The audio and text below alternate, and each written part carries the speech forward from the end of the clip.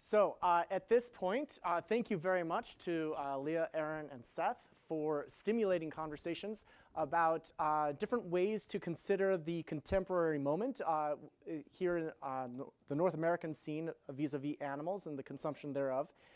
This is an opportunity now for us to engage in conversation with these speakers. And I would like to have the privilege of asking the first question, which is, you've all mentioned that we're at a sort of a moment of inflection. And where do you see there's the ideal, I think, that many of us might hold, which is that it would be ideal if human beings were not involved in causing unnecessary suffering to other sentient beings. And some of us may hold dear the ideal of no human being should ever eat another sentient being. Or the products thereof, and therefore basically take on a vegan diet of no animals and no animal products. So that's one ideal that some of us hold on to. But what do you think is a real vision? What do you think could be a real possibility over the next, say, 10 or 15 years? And I'm saying 50, not a long-term horizon, but a sort of a medium-term horizon. What do you see as sort of a real possibility as we are in this inflection moment of changing companies, changing personal narratives, and changing public policy? Yeah, no, it's a great and challenging question. I mean, the first thing I'd say is that we have a terrible record of predicting the future, and an especially bad record of predicting how technology is going to change it. But this is actually what gives me a lot of hope. Because if you look at who's in control right now, it is a pretty dark time. If you look at who might be in control, it's pretty exciting. So there tends to be a sense that we cannot change anything. And I think sometimes we in the activist world want to counter that with the confidence that 100% it's already changing. It's already going to be exactly where we want it to be. So I would kind of emphasize we don't really know what's going to happen. My best guess is that we are headed towards a future where there's going to be an enormous amount of plant-based meat, clean meat, and a smaller amount of very high welfare meat. How fast it will come, I have no idea. But I do believe that is the firm kind of directions of things, with the caveat that we humans are terrible about predicting the future. So I loved your cell phone reference, because I think of where I was 5 years ago or 6 years ago trying to get to Emory. And I didn't have Google Maps, and now I don't even think about that, and I don't even know where I'm going until I get in the car and I tell Siri, find the map, where am I going, blah, blah, blah. And it reminds me how fast things can change with the help of technology. And we don't even clock that anymore. We don't even recognize how fast things can change. So when I think of the future, I think, I try to imagine in 20 years, I have 3 kids, I try to imagine in 20 years what will be like for, let's say, my oldest, my 9-year-old, to be shopping in a supermarket, and what will it be like when he's shopping for his family, as he's going down.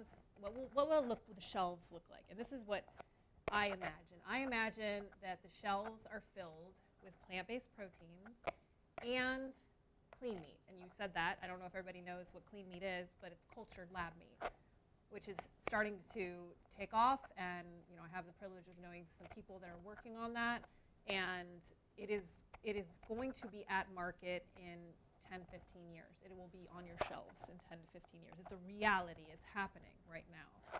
And then there will be a section for only higher welfare, pasture raised, hopefully heritage breed. There will be those 3 things, and we would have gotten rid of all the bottom rungs of the ladder. And I really believe that will happen very fast. And your Henry Ford is one I always use Henry Ford to say, Henry Ford says that if he were to ask the public, what would they like, they would have said a faster horse. He gave them a car. We're giving them high-tech, protein vehicles, which is all we really need and want. And we're meeting people where they're at with burgers and nuggets, and who knows what will come up. I have a great faith in the pace at which we're changing things and how technology can help make that happen very quickly. Yeah, I think it can happen very quickly. One interesting analog is what's happened in the dairy industry. So when we were growing up, there really wasn't plant-based dairy. But now soy milk, almond milk, coconut milk, rice milk represent about 14% of the dairy category. If you look at the meat industry, the amount of plant-based protein of the meat industry is less than 1%. So as long as you have a product that is a satisfying substitute and is merchandised the right way, we should be able to get to 14% really within a matter of 5 years. And that's transformational already. Obviously, there's more upside from there. Jonathan, one other example I forgot to mention, but another thing to make us realize how fast technology can make things happen is the flat screen TV. So the flat screen TV, when it first came out, was $22,000. And now it's $300 and it's in everybody's home. And that happened very quickly as well. Great. We're welcome to receive questions from the community for all panelists, any of the panelists. Yes. One question I have, I know like a lot of people who are, like, I guess serving as obstacles to the vegan movement, they'll say, well, why are you eating plants? Plants are living creatures too. How do you counter those questions? Yeah, well, is the question genuine? Most of the time when I find somebody asking me that, they know full well the obvious difference that an animal suffers. In a way, we have no reason to think plants feel pain. So most people, I think, when they say that, it's disingenuous.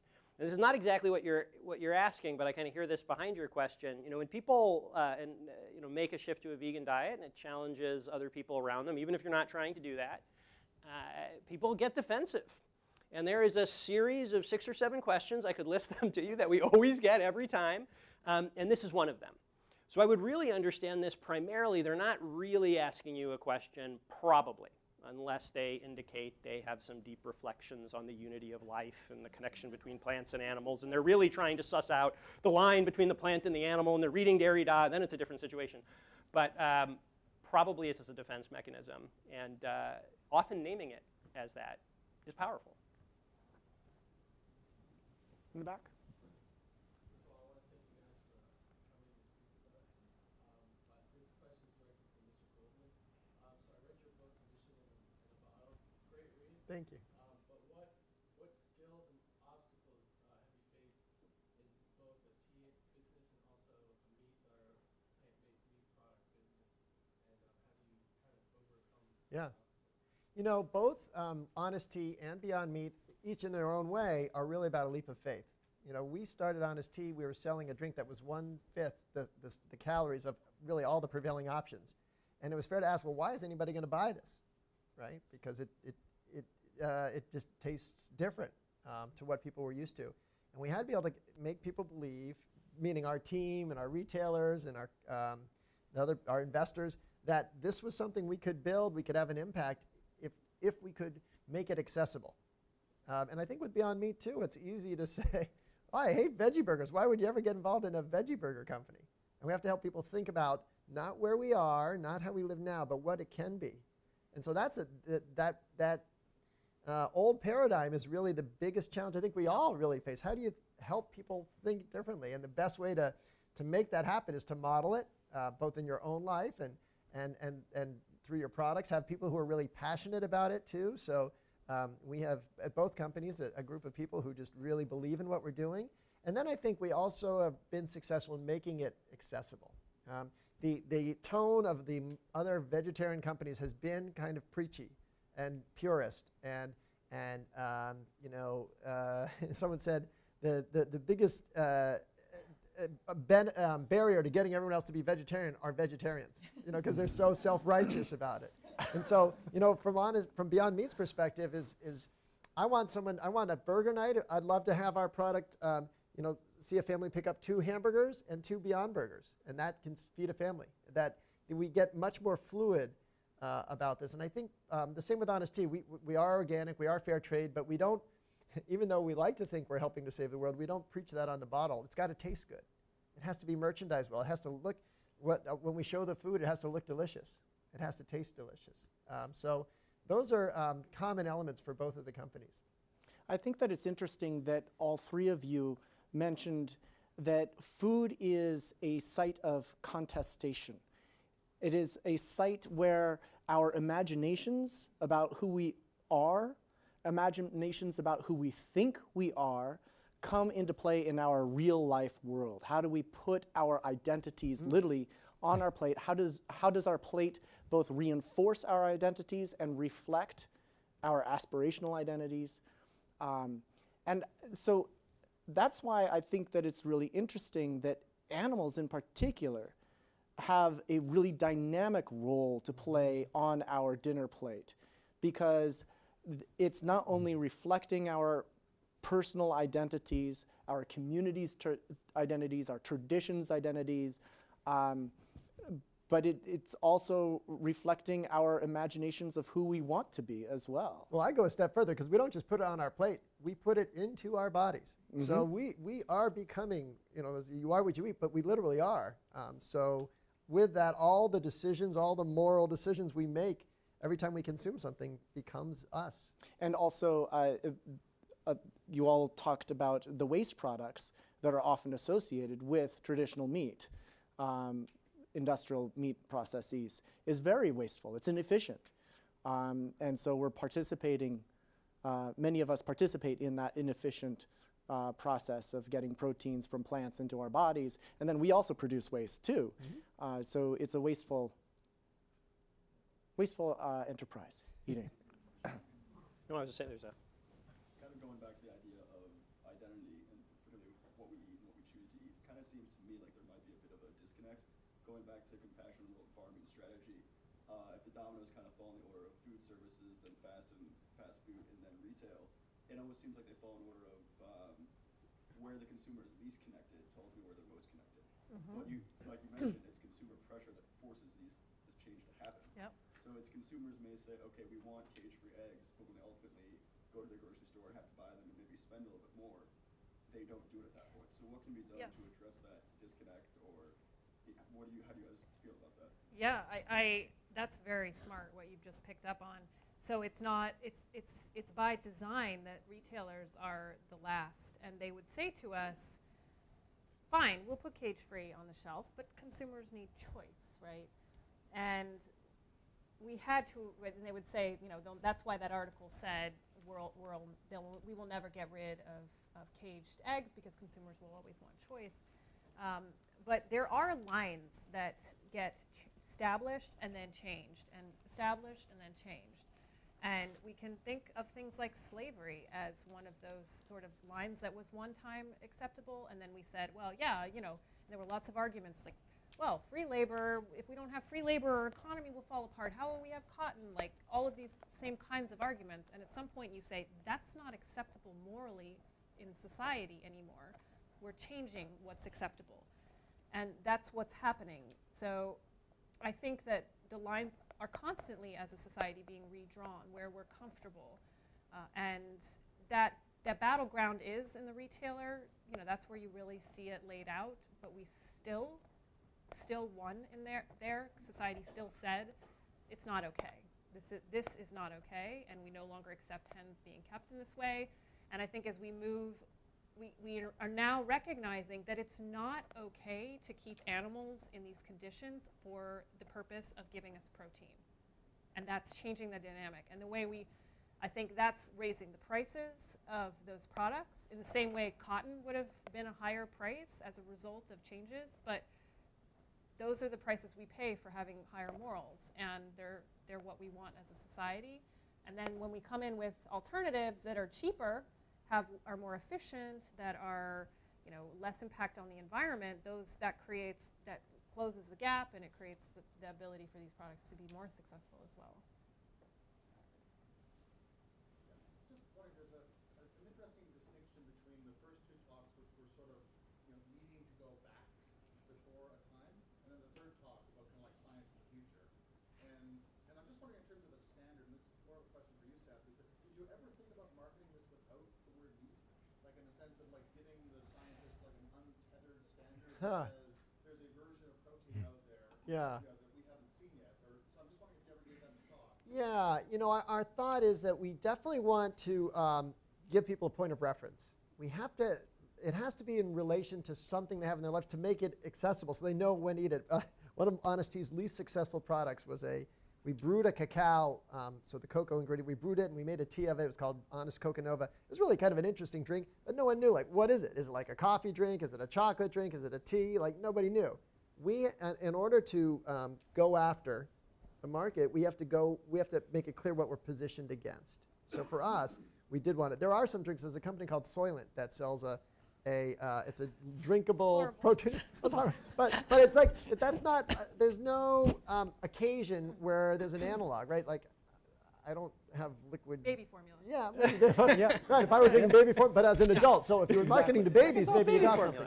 But if you're marketing to adults, they just don't have a point of reference. So then retailers don't know where to put it. Restaurants don't know where to put it. And for us, we did want to target, and it actually made it easier because we sort of knew when we would, and that was helpful for me to even just do this little taste testing here today because we were able to compare it to something versus I said, tell me what you thought of it. Well, I don't know. So it is useful, and even our goal over time is to take the meat case and make it into the protein case. And so that's the occasion where we want to be. It's a protein occasion.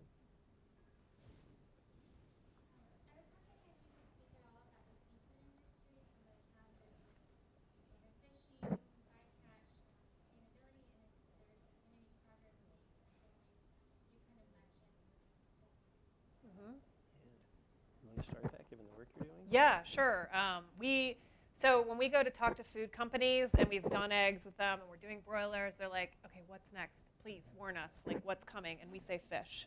Fish is the next big issue on the agenda, on the animal welfare agenda, on the sustainability agenda, and it's bigger than anything we've ever looked at before in terms of numbers of animals. We're talking trillions as opposed to billions. And the impact is complex. It's up the chain as much as it is on our plates. So, for example, Peru is one of the largest. They fish the largest amount of fish for fish meal, mostly our anchovies and sardines, and they've devastated through the coast of Peru, devastating as a result the bird populations. Also, the fish meal production off the coast of Peru has resulted in children having lesions on their skin because it's a filthy process. Now, guess where all those fish are going for the fish meal? They're going to feed fish. They're going to feed animals fish. They're going to feed fish in fish farms. So we're catching fish to feed fish to eat fish. That doesn't make any sense. And we have to look at that sustainability issue, but then they're also feeding fish in fish farms that are so filthy. So mostly, a lot of it's salmon, and salmon are living in very overcrowded conditions. They're full of parasites. You have to pour hydrogen peroxide in the water to get rid of the parasites.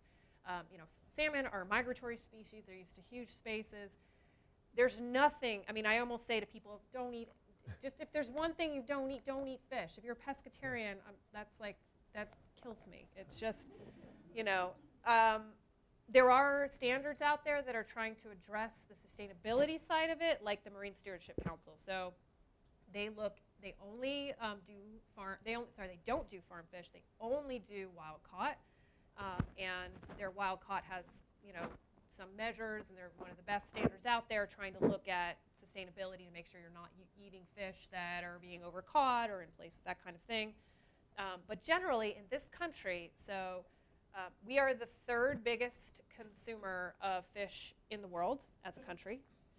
90% of our fish is imported. So if you think you're eating local fish, you are not.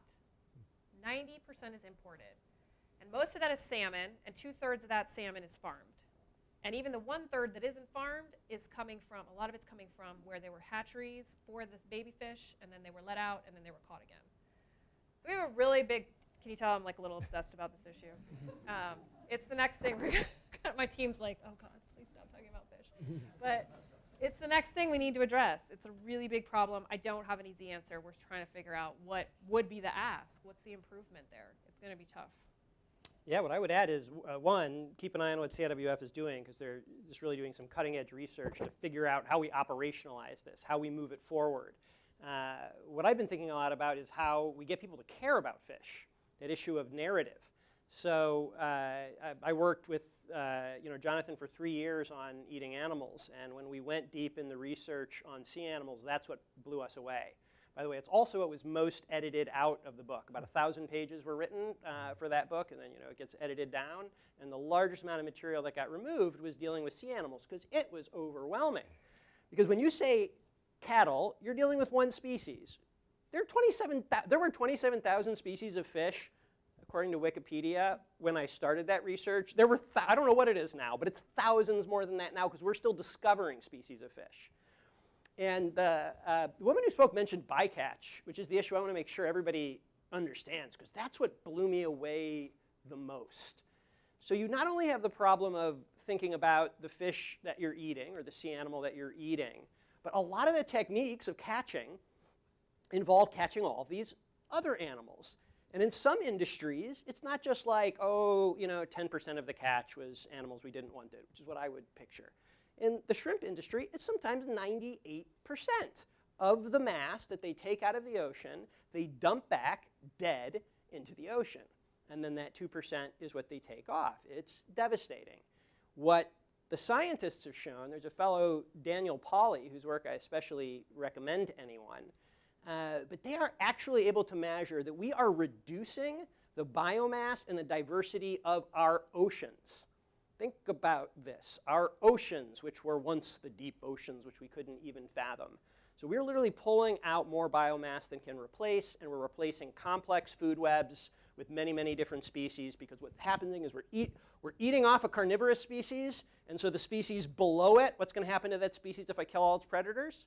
It's going to explode. There's going to be a lot of them. So, it feels like everything's doing fine. The ecosystem's fine.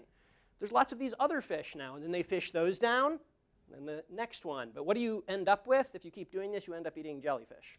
You don't end up eating something you want to eat. So we've got serious, serious problems in fish. We've got a problem that's just about getting people to understand the scale of this and talk about it and think about it. I'm hoping we'll have some scenes in the Eating Animals film which will help drive this home. Great question. So I had problems getting my friends to come to this just because I think they didn't want to hear it. I think they know what they're doing is like probably morally questionable, but they don't want to hear the bad side to it. And so I don't know, how do you address that type of audience, because they just want to be ignorant about what they're doing, because they would feel really guilty knowing what they're eating. Well, one of the themes we have as a company is that this isn't about sacrifice. So like we don't like the term Meatless Monday. I mean, I certainly applaud the mindset behind it, but this Meatless Monday suggests there's a sacrifice to it. And our point of view is let's have have that burger with extra sauce, or someday if we will create a bacon, enjoy that bacon, and we want people to feel that this approach isn't just for the self-righteous, just for the so that's really our point of view. We want to make this accessible to everybody, and that frustration you experience is real, because it ultimately a lot of people are deciding they'd rather choose what tastes good rather than make what might be a moral choice, or unconsciously make a moral choice even if they don't think it is one. So you can imagine what it's like having me at Thanksgiving dinner, right? So my parents aren't vegetarian. They're not even buying higher welfare products most of the time. My brother and my sister aren't either. Like they're just not there, and they're not going to be there. So that keeps me in check though, and reminds me why this work is really important, and why the work where we take the bad choices off the shelf is important. So it's a combination, I think. Like you may not convince people, but when they go into the supermarket, there's going to be different choices for them. And they'll just make them, and they won't realize what they're doing, and that doesn't matter because it's still going to be affecting animals, and it's going to still be making the world have less greenhouse gases and better communities, farming communities. So you may not be able to convince everybody, but I think the work to make only good choices on the shelf is the work that we have to do. Yeah, what I would just add there is there's a notion in kind of Jewish speech ethics that there's times when it's inappropriate to tell somebody something, even if it's true. And that's, I think, a good thing to remember. You have to do things at the right time. We all need that. This is not unique to this issue in any way. So I think, when you learn about how messed up the food system is, it's kind of overwhelming because it's all over the place and it's such a big problem. There's going to be some people in the room kind of nodding and knowing what I'm talking about because you've come to that, and some people may be feeling annoyed that I'm saying that because you don't know what the big deal is, what it's so bad. But that's just a challenging situation to be in. So I just want to say, yeah, that's the way it is when you have a view that is in the minority. But maybe it's just not the right time yet. And we'll continue to take questions. I just want to interrupt that's one of the reasons why I think this is the prime time and the prime location for a food studies program at Emory University, is to awaken ourselves to the complexity that is our contemporary food environment. Where is our food coming from? What kind of trust can we put into the labels that are found on our food products? What kind of trust can we put into the manufacturing, the distribution? Where are our seeds coming from? Where are the animals coming from? What is the sustainability of our current dietary choices? What ethics, what values is my plate bespeaking to all of you? Am I proud of my diet? And if I am not, what am I going to do about it? How can we empower ourselves with this education as well as with all of the choices that we surround ourselves with? We are in an economy of superabundance, but not all of us have access to it. So then there are issues about justice. There's gender, there's race, there's class, there's education, there's public policy, there's the environment to be concerned about. There are a whole host of issues. It's multidisciplinary, it's multifaceted, it's immersive, and it's your life. Next question. Yeah. Thanks for coming. Again, great talk. I have a sort of a question that might be a little off topic, but I think it brings it back to the premise of we're all trying to improve like animal ethics and improve animal welfare. And I'm completely bought in to the premise that what we're doing is wrong. And we all know that a lot of people don't buy into that. And I think that I want to get your opinion on what, in your collective opinion, is the role of local food production in combating the systems that we see, whether it's overfishing or factory farming, a million birds on 1 square acre. Like, do you think that there's room for like a local food movement to have some unintended positive effects on animal welfare because it forces people to contend with where their food's coming from, which is a problem, and it's all we all know it's easier to ignore something that's out of sight. So I want to get your comments on what the local movement might do for welfare.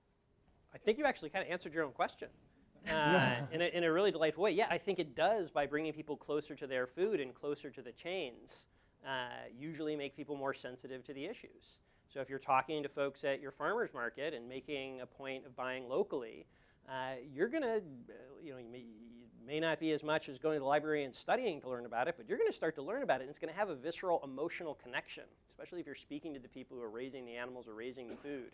And I definitely notice a huge overlap of those people who are interested, really passionate about local food, and those who get passionate about this issue. It does pull in different directions sometimes. I don't want to pretend that those issues always overlap. If you're trying to get chicken that isn't genetically modified, you're probably not going to get it locally. It's probably going to be a sacrifice you would make, and so there might be a tension there. But the vision, certainly, I think of everybody who works in the food space, is that a more local direction is going to make sense in a lot of different ways. But local doesn't always have to mean like within 10 miles. There's efficiencies to doing things in certain regions and certain places that mean we should be probably having some degree of transport if we want a system which is going to reduce a burden on the environment. The only thing I'll say, just to, I'm going to just touch on a different point you raised, which you said we know what we're doing is wrong. And I wouldn't be that hard on ourselves collectively. I think it's a continuum. I think everybody, we're all raised a certain way. I think everyone's on a journey towards a diet that's more in sync with where they want, the world they want, and they're just at different places along the way. And that's maybe what, going back to what you might have said to your friends is, just be open to the discussion. No one's trying to convert you to, there's not the purest form. I mean, I'm a vegetarian, I'm not vegan, so my family, I'm wearing shoes, and my family still eats eggs and drinks milk. So, I think there's just, it's a journey. Life's a journey, and it's unreasonable to assume you're perfect.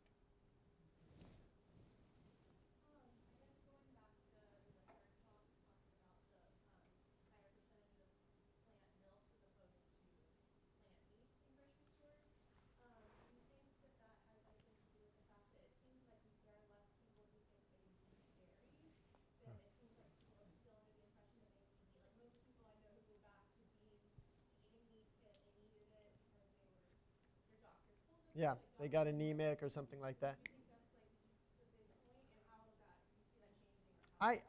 That's a good way to phrase it. I think part of it actually is it has to actually it's a marketing question. So why did these companies like Silk, the soy milk and the almond milk do well? It's because they were able to make the product in the same package as the dairy milk, and they're able to get it merchandised right next to it. And of course, they kind of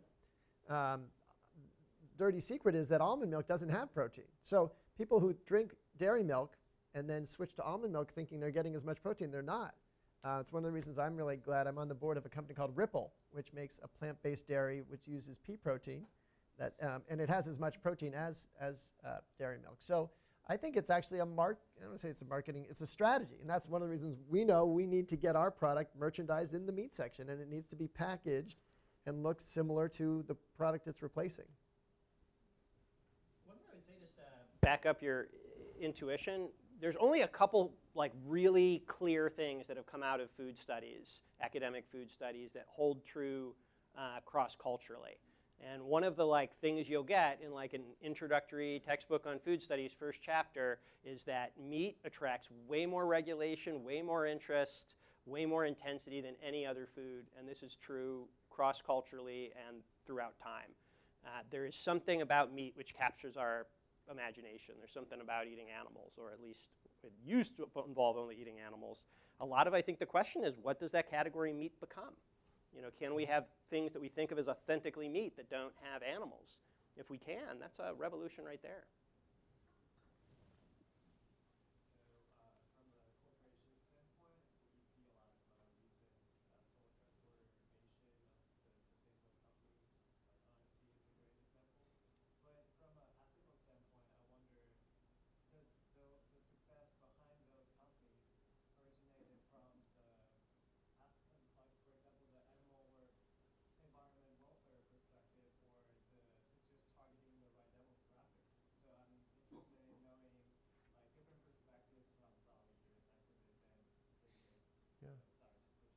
Sure, no, happy to. I think it's a very good question. From my point of view, I'm all about the impact. So, Honest Tea, for 10 years we were an independent company. We're in about 15,000 stores, mostly on the coast, natural food stores, and we were doing well, having a nice growth. But I thought about, okay, our goal is to democratize organics, and we want to really drive change in the communities and in the American population. So for us, selling to Coca-Cola was you could say it was an ethical choice. But I look at where we are now, 6 years later, or 7 years since Coke invested, we're now in 130,000 stores. And we're in places like Subway and Wendy's and Chick-fil-A, so we're really democratizing organics. And I look at our sourcing where we buy organic and fair trade ingredients. Before Coke invested, we were buying about 800,000 pounds of organic ingredients. Last year we bought over 17 million pounds. So it really changes the supply chain. People start thinking about organic and fair trade in a different way. For Beyond Meat, we're an independent company. We're growing quickly. We're very happy to be doing that. We took in an investment last year from Tyson, which is the world's largest, or at least one of the largest protein companies, meat companies actually, because they don't sell, this was their first plant-based protein. And so that was an ethical decision. Is it, are we compromising? But I always go to the impact. So, there's certainly been no change to what Beyond Meat is selling. We may have lost some consumers who those purists who say, I never want to put money in the hands of a meat company, and of course none of the money is going to Tyson, but that relationship may have scared some people. But from our point of view, it's all about impact. We've got to make this as powerful and as big as we can with the vision that we created. And it does get into what some people may regard as a gray area, but I always let the impact guide our decisions. I mean, I think when we're talking, so I deal a lot with food companies, and we're talking to them a lot about remaining relevant in the market and following the trends, right? And the trend, one of the biggest rising trends is the flexitarian diet. Has everybody heard of that, right? So that's where you're not. This is kind of what we were talking about, where you're not vegetarian, but you're starting to eat less meat. Meat is not the center of the plate anymore. You're doing, it's a garnish. It's still part of the meal, but it's not a full part.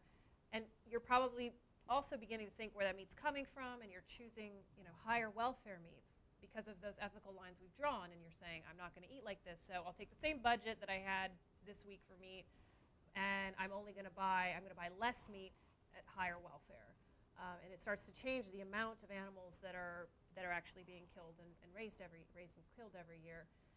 So I think for companies, whether it be you're serving higher welfare or you're having a plant-based or a cultured meat product that's replacing that or meeting consumers where they're at, it's about remaining relevant and staying with the trends. And the trends are really clear. People are eating less. They're moving to less meat not being the center of the plate anymore. That's recognized as better for your health, better for the environment. Not even if you don't even care about chickens or fish or whatever, you don't care about animals at all. These are trends that are coming, and to remain relevant and competitive in the market, and again, all those risks that I described earlier, like it doesn't make sense for a company to put all its eggs in one basket, right? So that's why Tyson bought 5% of Beyond Meat. Not only that, Tyson just opened up, they just started a $150 million venture capital fund for alternative proteins. This is Tyson, and so did General Mills and Campbell's and Maple Leaf.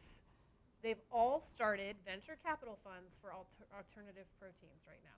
These are meat companies that are investing in alternative plant-based or possibly clean meat proteins. We don't know what they're going to do. But we don't know what they're going to do. We don't know what they're going to do, but it's an indication this is the market, this is a trend, these are where companies are going because that's where the market's going. Last question. Seth, real quick question there, or all you, is have you got some sense yet of the total business numbers in terms of the cost per pound down the road and how you're going to, how does that compare to cattle Right. versus raising? So right now, Beyond Meat is more expensive. It's, as I said, $5.99 for a quarter pounder, which is it's not quite twice as much as hamburger, but it is certainly more expensive. But the fundamentals of it are, we're only selling several thousand per week, so we're still at an early stage. But when we think about scaling this, if you can cut out the life cycle of a cow, right, which is, I don't know what they're up to now, but it's got to be at least several months. A year and a half. A year and a half, so a year and a half of the water, the feed, the land, the energy consumed to create a pound of protein. And you can basically take the plants and convert them into protein right away. Just fundamentally, we have a cost advantage. It's just a question of scale. So we have to, and we are developing enough yellow pea protein sources, growers, both around, in the United States. But even more, I guess, impactfully, think about globally. We know the planet cannot support 7 billion people living on animal-based protein. And there's even some continents where it would be a disaster to try to scale it. So when we think about leapfrogging, just like, hey, skip the whole animal protein thing and just go right to plant protein. As long as it tastes as good and it meets your dietary needs, we think there's just a fundamental advantage to the business. Any last comments? Any parting ethical issues that you think that we ought to meditate on? I'll just say I congratulate you all for being part of this discussion and thinking these questions.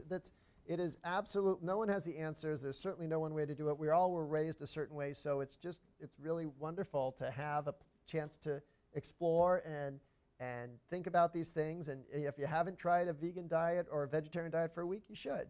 You owe it to yourself just to see what it feels like and see if it feels different, and just get the chance to encourage someone else to try something they haven't tried before. There's no better time than in college to say play around and just sort of explore how it all works. Great. Well, thank you very much for all of you. before wrapping up, just a few final comments. If you think that tonight's conversation between these three experts in their fields, who all overlap in obvious ways, is a good way to engage some of the complexity of, say, the food industry. If you think that this is a useful kind of program, please let us know. And one way to let us know is by going to the Center for Ethics Facebook page and liking it, commenting there. You can come talk with me. You can also talk with Wayne Silverman, who is the Director of Development at the Center for Ethics.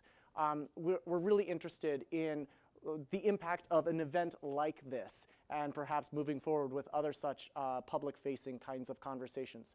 Also, I wanted to let you know there are still some tasty goodies for you to enjoy. There's a repast in the hallway just behind this wall. Also, our speakers have generously volunteered their time to stay around for a few more minutes, so if any of you have further questions, they're here to address them. Again, thank you so much for coming, and I look forward to continuing the conversation.